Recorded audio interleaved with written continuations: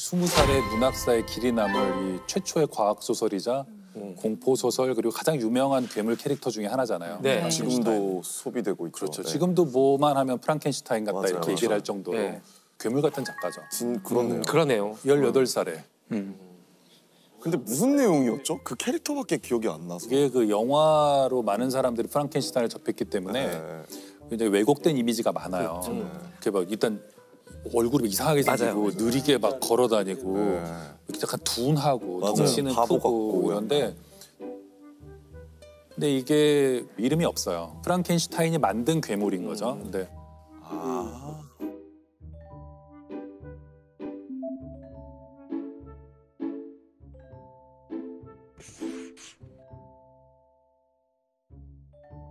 근데 원작을 읽어보시면 원작의 프랑켄슈타인이 굉장히 민첩해요. 아, 약간 요즘은 슈퍼히어로 같은 느낌이에요. 동해번쩍 서해번쩍하고 예, 그냥 날아다닌다고 느낌이 들 정도로 그냥 빠르고 막 이래요. 프랑켄슈타인의 줄거리는요. 이게 프랑켄슈타인 집안에 빅토르라는 애가 있어요. 네. 근데 어렸을 때부터 과학 실험을 좋아하고 연금술에 굉장히 관심이 많았어요. 네. 연금술도 관심이 많고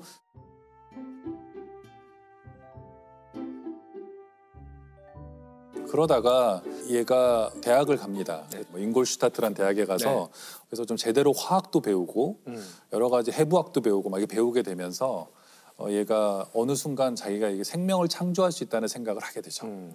그래서 아무한테도 얘기하지 않고 몰래 이렇게 시체 해부소 같은 데서 이렇게 묘지 같은 데서 가지고 와서 만들게 되고 몇 년의 각고의 노력 끝에 살아 움직이는 어떤 생명체를 만들게 되죠.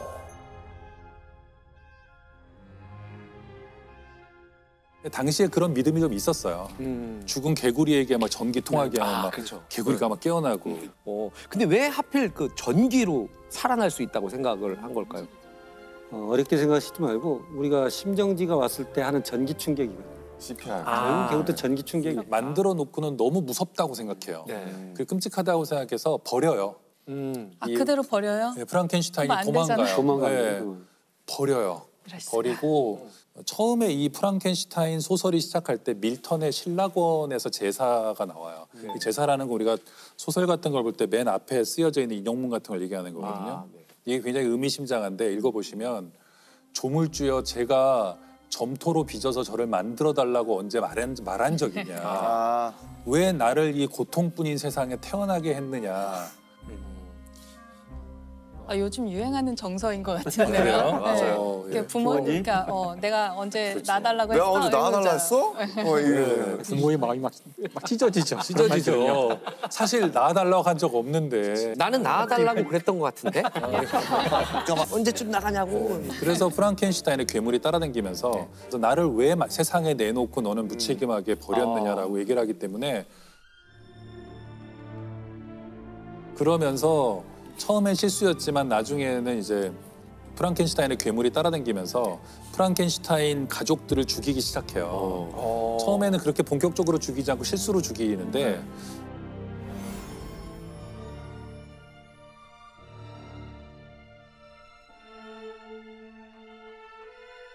이게 굉장히 저는 중요한 장면이라고 생각해요. 이 괴물이 와서 프랑켄슈타인 보고 나는 너무 외롭다는 거예요. 나는 괴물이 천지간에 나밖에 없고 인간들은 모두 나를 피하고 내가 목숨을 구해준 사람들조차도 정신을 차리면 나를 보고 소리를 지르고 도망가는데 나와 같은 괴물 여자를 하나 만들어 달라. 그럼 둘이 남미에 가서 아무도 모르는 데 가서 조용히 살겠다 이렇게 얘기를 해요. 그럼 또 막상 그 괴물 여자를 만들면 괴물 여자가 내가 언제 만들어달라 그랬냐고. 그 얘기. 나는 왜 만들었냐. 그렇지. 그렇죠. 그래서 이 사람이 고민해요. 왜냐하면 하나를 더 만들면 번식을 할 거 아니에요. 그러면 이 종족이 계속 늘어나고 이거는 막아야 되겠다는 생각에 만들다가 이거를 그냥 버려요.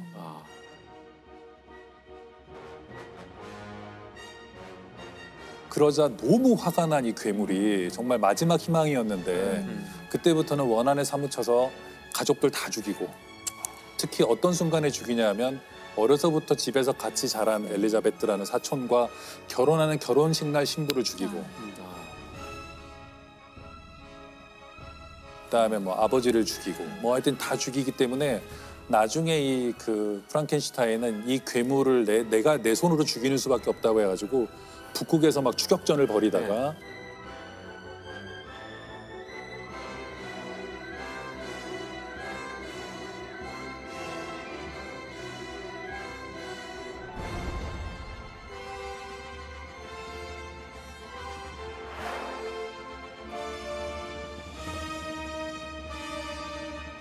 그래서 이게 그냥 공포 소설이나 그냥 과학 소설의 어떤 원조로서 중요한 소설이 아니고 우리 인간 내면에 있는 어떤 실존적인 그런 의문점 있잖아요. 네. 나는 이 세상에 왜 태어났나? 그러니까 많은 것들을 생각하게 해주는 것 같아요. 2018년에 이제 이게 출간 200주년 아. 큰 행사가 있어서 그랬군요. 예, 과학기술계에서는 이제 이걸 좀 그 여러 가지 형태로 이제 그 축하하고 했었는데 그래서 한 잡지에서는 특집으로 다룬 적도 있어요. 거기 어떤 스토리가 나오냐면은 이 메리 셀리는 왜 이런 소설을 그때 썼을까? 자신의 어떤 자전적인 경험일 수도 있고 아니면 그냥 제네바 호수에서 떠들다가 위력력을 만든 걸 수도 있겠지만 그렇게 단순한 사람은 아니었거든요. 무언가 하고 싶은 인간에 대한 이야기가 있었는데 그것을 이렇게 괴물과 뭐 전기 충격으로 만들어지는 뭐 이런 이야기를 통해서 이야기를 한 거죠. 그 당시에 메리 셀리는 정말 무슨 이야기를 하고 싶었을까? 이제 이걸 알려면은 그 시대로 돌아가야 되는데 그 시대의 메리 셀리에 대한 연구를 통해서 알게 된 가장 그럴듯한 추정은 당시 메리 셀리는 그 노예 해방론자였대요.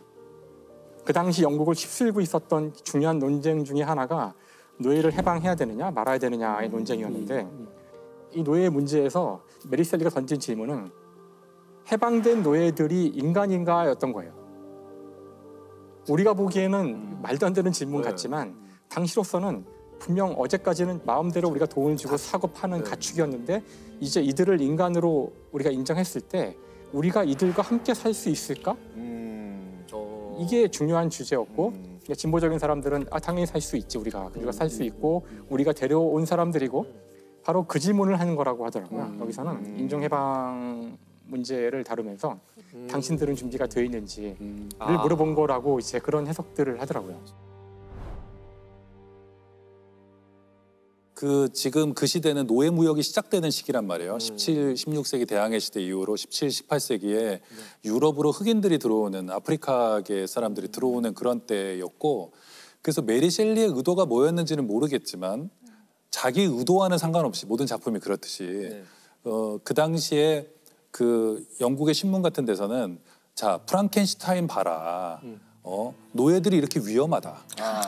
반대로. 거꾸로 이용당하는 거군요. 또 이용되서 저거 봐라 주인을 못 알아보고 공격하지 않느냐. 그러니까 풀어줬더니 풀어주면 안 된다. 풀어주면 저렇게 마음껏 돌아다니면서 그리고 미국에서의 인종차별 같은 것들을 이제 그 연구한 걸 봐도 흑인들의 그 시체적인 능력에 대한 과도한 공포. 그러니까 굉장히 흑인들은 몸이 크고 네. 운동을 잘하고 힘이 세고 절제하지 못한다 이런 이제 편견들을 갖고 있었는데 그게 프랑켄슈타인의 괴물에도 그대로 적용된 거예요. 그렇네요. 몸이 덩치가 크고 크고 힘이 세고. 위협적이고 이렇다고 본 거예요. 그래서 이게 메리 셸리가 어떤 의도로 갖고 있었는지 모르고 어쩌면 이제 노예 제도를 반대할 수도 있었겠지만 실제로는 반대로 이용되는 경우도 있었고. 그랬겠네.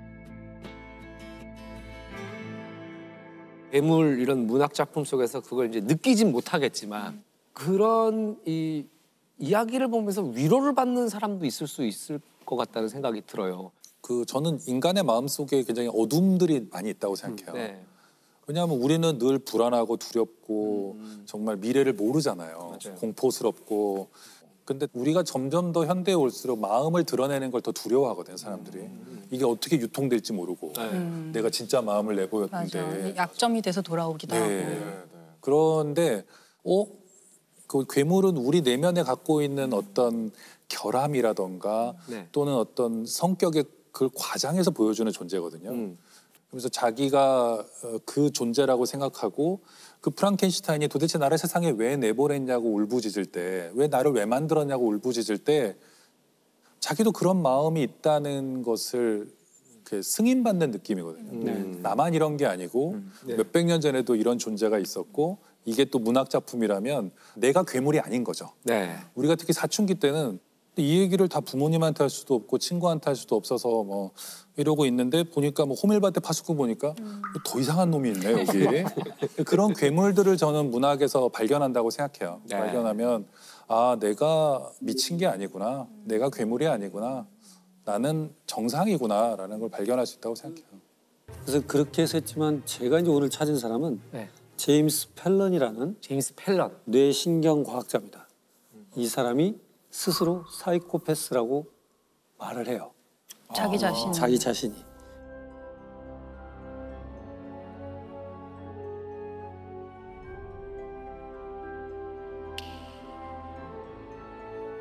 그러니까 지금까지 나와 있던 기준으로 보면 난 사이코패스다라고 선언을 하게 되는 거죠. 그러면서 이분이 또 책도 써내고 그래서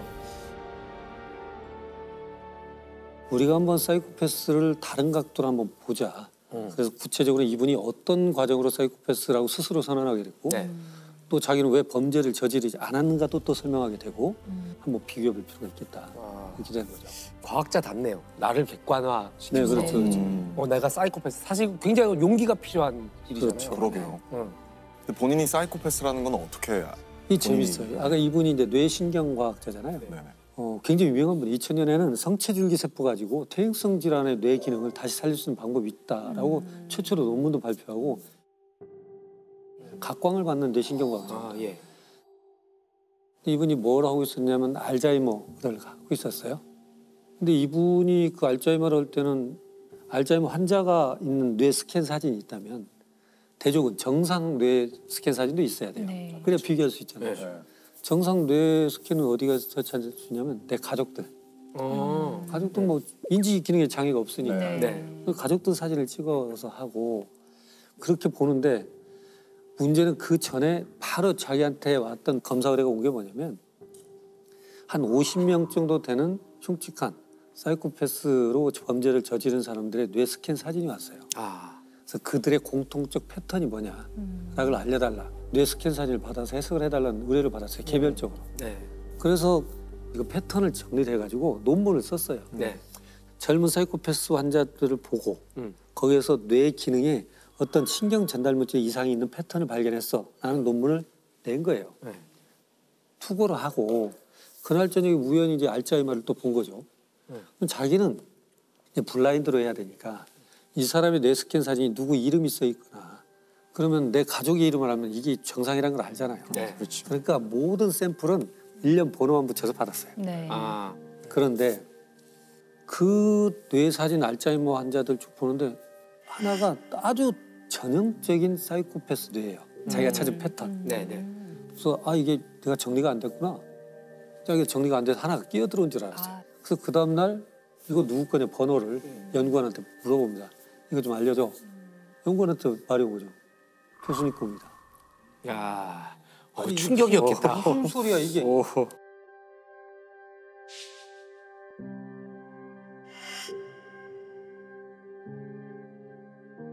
아니 난 폭력전과도 없고 폭력적이지도 않았고 뭐 어떤 죄도 저지른 바가 없는데 내가 무슨 사이코패스 말도 안 되지. 다시 알아봐. 그러니까 본인 거예요. 이렇게.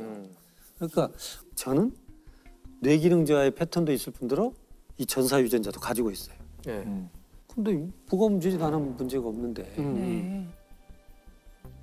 그래서 이 사람이 야 나도 좀 궁금한데 그럼 뭐가 이 사람들하고 문제지? 나는 차이가 뭐지? 라고 한번 생각을 하면서 그러면 이렇게 범죄를 일으킨 35명 가정환경을 한번 볼까? 라고 본 거예요. 네. 그러니까 35명 보니까 약 70% 이상이 아동학대의 기억력을 가지고 있어요. 그러고 대개 아동학대의 기억은 3살 이후거든요. 아. 3살 이전치는 기억 못할 수도 있어요. 본인은 기억 못 하겠죠. 그렇게 따져보면 본인이 위로 짐작해도 야 99%는 아동학대가 있었는데? 라고 본 거예요. 자기의 유일한 차이잖아요. 그 사이코패스의 범죄를 저질렀다고 한 사람들은 네. 뇌기능자 패턴도 있고 전사유전자도 있고 그들은 여기에는 분명한 사회환경적 요인도 있고 네. 그래서 이제 자기는 야 그럼 사이코패스 반사회적 인격장애라고 하려면 발이 3개 있는 의자가 돼야 된다. 3가지가 다 갖춰져야 된다 이렇게 보는 거예요. 네.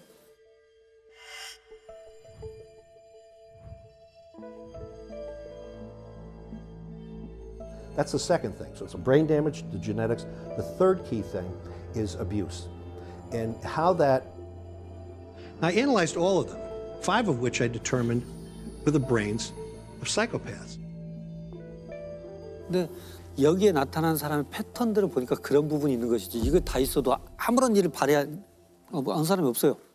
여러 이론 중에 하나라는 말씀이시죠. 그렇죠. 그리고 발표를 하고 났는데 공감도 2 종류가 있어요. 인지적 공감이 있고 감정적 공감이 있어요. 이게 감정적 공감 뭐냐면 진짜 공감하는 거예요. 같이 울컥해주고. 근데 이제 우리가 말하는 인지적 공감 뭐냐면 홍수가 나면 저거 어떻게 하지? 저 전쟁 났는데 어떻게 하지? 라고 생각하는 것이지 그 슬픔을 느끼진 않아. 이게 미묘한 차이예요. 그래서 이 사람은 공감 능력이 떨어진 사람이라는 것이 이 책 전체에서 보여져요. 자기가 해부학교실 근무를 할 때 어떤 어린아이가 소녀가 사망을 했어요. 근데 부모가 울고 있는 옆에 가서 뭐라고 그러냐면 드레스가 참 이뻐요. 아이고. 드레스가 깔끔하고 이쁘니까 소녀의 죽음을 애도하는 부모 옆에서 드레스가 참 이쁘군요 이렇게 표현해요. 그러니까 죽음은 아는데 이 부모의 심정은 몰라요 나는. 그리고 가족 친척들의 장례식장에 안 가요. 부위봉투 하면 되는 거야. 내가 가서 의미는 없잖아 이렇게 생각해요. 근데 진짜 장례식을 가는 건 같이 공감해 주려고 슬픔을 나누고 애도해 주고 서로 힘 북돋워 주려고 가는 건데 이 사람은 그 의미를 못 찾아요. 슬퍼서 가는 게 아니라 슬퍼해야 하겠다는 걸 알기 때문에 가는 거거든요. 그러나 참 아버지가 돌아가서 슬프겠구나. 그건 이해는 해요. 머리로 말하자면, 이해하는 거죠. 배워서 아는 공감이네요. 진짜. 그렇네요. 그것은 그렇죠. 그럴 수 있죠. 그렇죠. 그러니까 어떻게 보면 이런 공감을 가진 사람은 공감을 하는 척은 할 수 있어요. 그래서 이 사람이 이걸 쓰면서 페이지에 뭐라고 하냐면 나는 친사회적 사이코패스, 운 좋은 사이코패스 이렇게 표현을 해요. 결국 뭐냐면 비록 내 공감 능력은 떨어지지만 사회 규범이 지킬 줄 알고 도덕이 무엇인지 알고 또 남한테 크게 전과를 저지르지 않은 그런 것들은 있다. 그 컨트로버시가 있잖아요.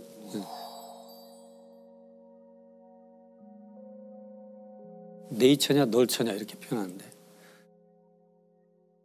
이분은 태어난 대로 산다고 생각하는 생리 해부학자예요. 그건 뭐냐면 모든 사람들을 만날 때 우리는 태어난 대로 살아. 그 주어진 대로 사는 것이지 환경은 중요치 않아. 바꿀 수 없어. 굳이 한다면 8대 2 정도 이렇게 하는데 다른 과학자들은 야 5대 5야. 태어난 거 반절, 양육 환경이 반절이야. 늘 무지하게 싸웠는데 자기 스스로가 인정한 꼴이 됐잖아요. 그러네요. 자기 삶으로 증명했네요. 내 삶으로.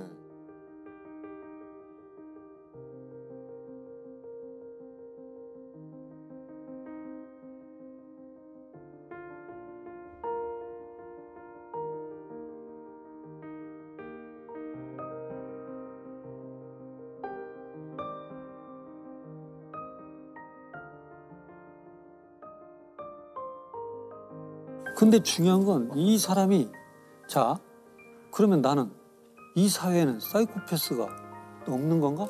또 있다면 몇 퍼센트가 있고 왜 존재하지? 라고 생각하는 거예요. 이게 반사회적 인격장애는 여성은 1%, 남성은 3% 정도니까 2% 정도 항상 존재해요. 그러면 그 인구의 2%라면은 우리 누군가의 가족이나 친구 그리고 이 현장 안에도 여기도 한 명쯤 꽤 많은 거죠. 한 명 정도 있을 수가 있는 중에서 한 명 정도. 이게 생물학자들이 볼 때는 저 너무 안 좋은 형질이라면 분명히 진화상 도태돼 버려야죠. 누구도 협조를 안 할 테니까. 근데 왜 반사회적 인격 장애가 나타난 빈도는 2% 동일하더라는 거예요. 어느 민족, 인종, 지역을 가더라도. 야 이걸 한번 생각을 해보자. 반사회적 인격 장애를 가진 유전자 풀은 2% 존재하는 이유는 뭘까? 그러니까요. 그래서 차가운 이성, 냉철한 판단력, 사람을 선동하는 기술. 지금은 우리가 평화로운 시대 때는 독선적이지만 전시에는 어떨까 생각해 본 거예요. 본인. 전시에는 거리낌 없이 총을 쏠 거야. 네. 나의 주저함이 우리 아군한테 피해를 끼칠 수 있으니까. 상대방이 이 총을 맞고 아플까를 전혀 생각하지 생각하지 않고. 훌륭한 장군이겠네요. 그렇죠.